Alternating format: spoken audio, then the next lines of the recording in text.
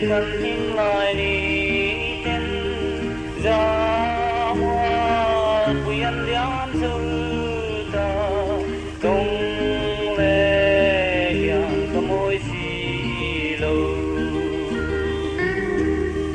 ôi mò cần im lại đi tên đi tên cần lệ lại đi nè ra qua đâu ngày ăn gia đình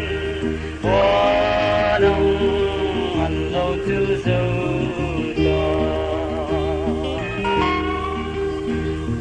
lên có từ mi lâu nắng ấy thì xóa từ ngăn cây rong dương mãi gia đình tròn từ vẹn cả đón thì lâu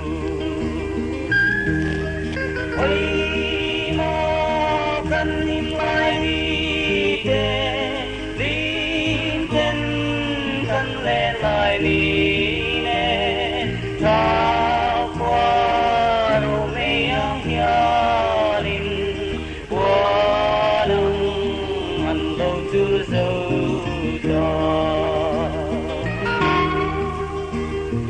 lung phơi khát linh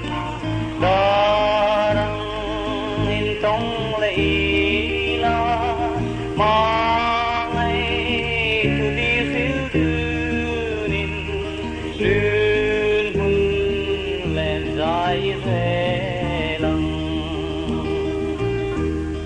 ôi mà cần im lại đi tìm tên cần lẽ lại đi nè ta qua đâu mấy ăn gia đình qua đông ăn lâu chưa sâu cho